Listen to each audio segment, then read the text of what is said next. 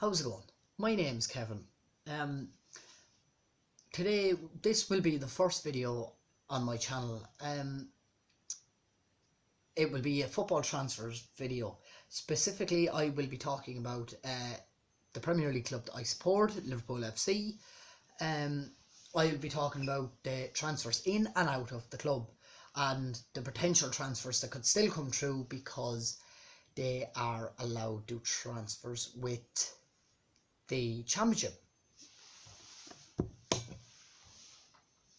I will start off by talking about everyone that's gone on a free, everyone that's been released, and the young lads that are gone on loan. Now, I'm not going to go into much detail about these players because with the young lads I don't know much about them, so I'll just give a little brief description on the first one and it will apply for all. And if I don't know them, I'll just say refer back to such and such and it'll be the same, idea. So first we have Nathaniel Klein, who was released. Before Alexander Arnold came through, he was a good solid player, started every game, but since Alexander Arnold came in, he hasn't had a sniff in the first team at all. Then you have Nico Williams on the bench as well, so he's not going to get in the team above these two players, so I think it's best he did get released. Next up, we have Andy Lonergan, third, fourth choice keeper at this stage, no reason to keep him there, he was released also. Then on a free, we have Adam Lallana, gone on a free to Brighton. He wasn't going to get in the team, his contract was running out.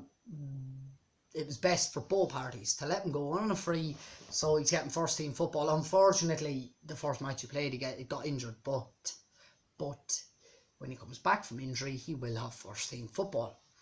Next up, we have Morgan Boys, youth player. He's on loan to Fleetwood Town. Don't know much about him. If he's a prospect, Klopp will bring him through, and it's as simple as that.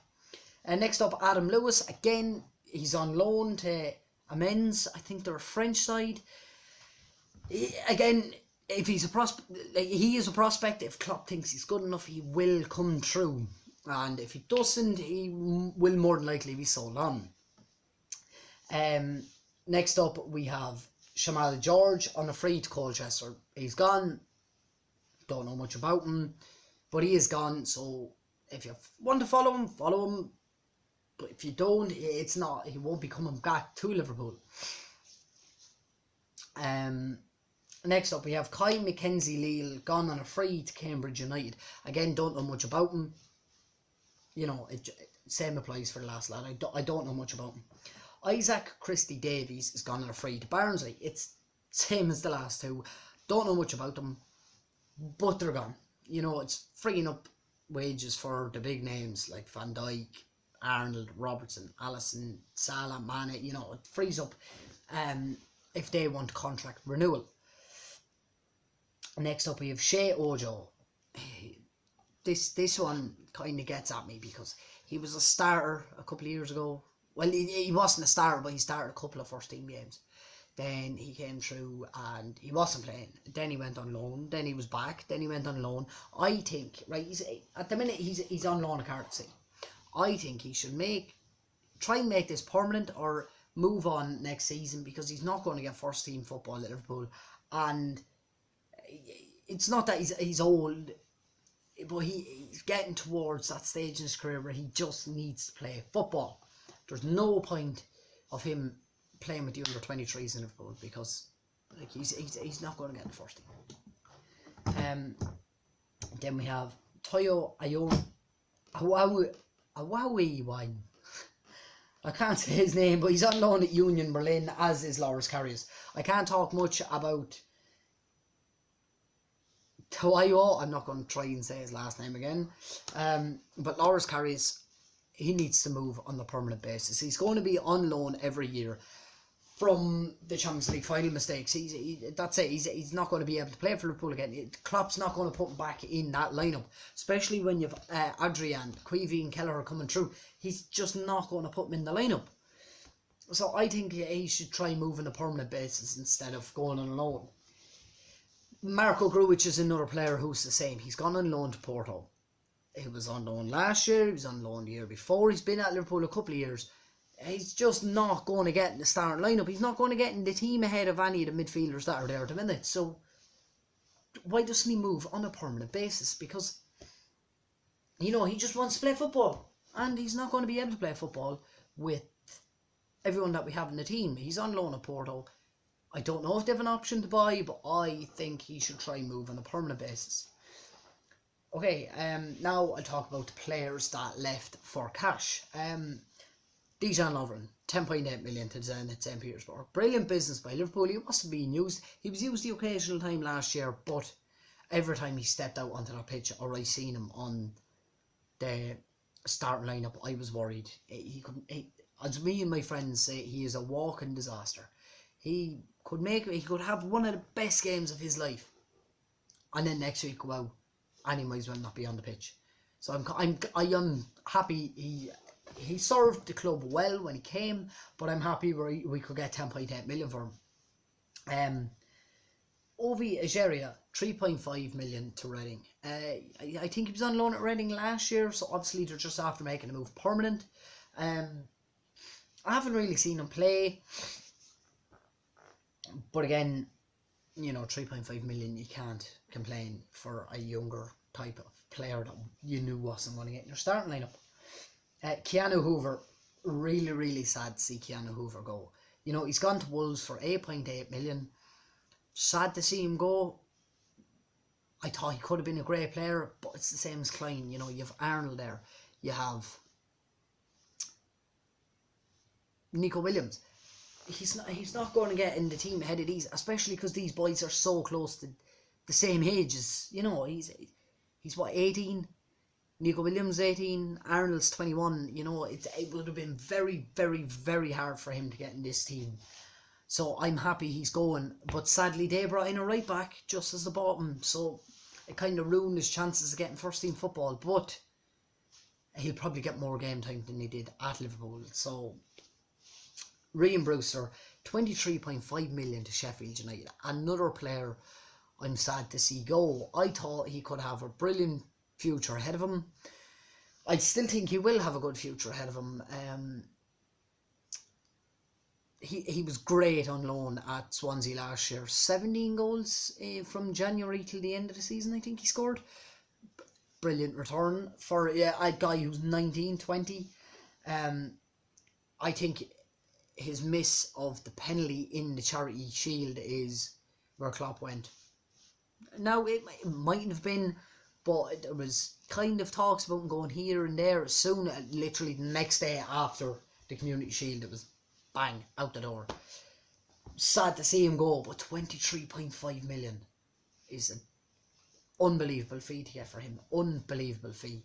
It was the same with Solanke last year. How we got 20 million for Dominic Solanke, I don't know. But he's gone, and I wish him the best. Now, transfers in. First transfer, Kostas Tsimikas, 11.7 million from Olympiacos. He is essentially a backup to Andy Robertson, and that's all he'll be. He might play in the Cup, but he won't start in the Premier League. He's a backup to Andy Robertson, which we needed. We didn't really have a solid left back replacement until now, so I'm glad we got somebody in for that. So hopefully we get to see him during the Cups, even though we're already out of the Carabao Cup. Hopefully we get to see him in a Cup run, and we do have a good Cup run. Then transfers that happened days after each other. Thiago Alcantara.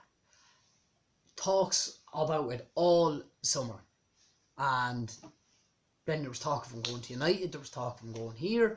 And then all of a sudden, well, not all of a sudden, we knew it was going to happen, but then just bang, Alcantara's at Liverpool from Bayern Munich for 19.8 million.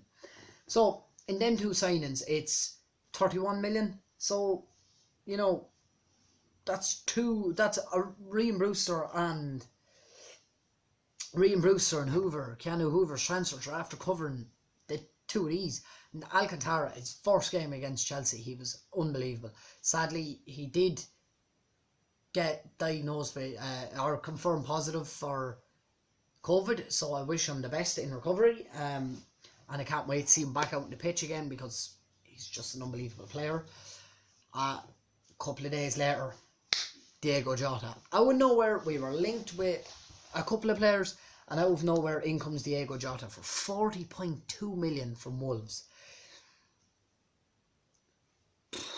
I don't know what to say. 40.2 million. I understand we're taking him from a Premier League rival, and in his Premier League debut, he did score a goal.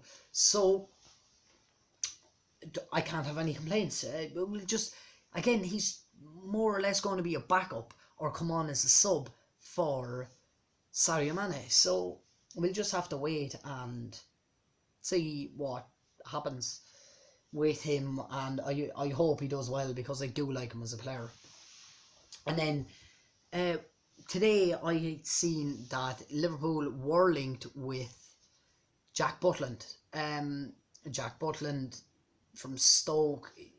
After the Aston Villa game, Aston Villa made a show of Liverpool. Now, they were good. Liverpool were bad, but Aston Villa were good. And it just made Adrian look terrible.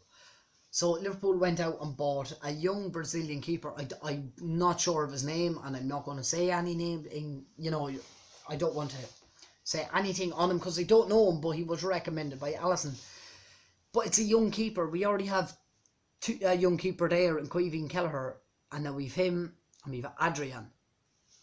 After the performance against Aston Villa, I'm glad we're looking for to get somebody in, to be honest, because I don't know what was going on at Aston Villa, but all the players had a bad game, and Adrian looked worse than he actually is. But if we get Jack Butland in, when Alisson comes back, what's he going to be used for? But they have been the links. We've been linked to him. So thanks for listening.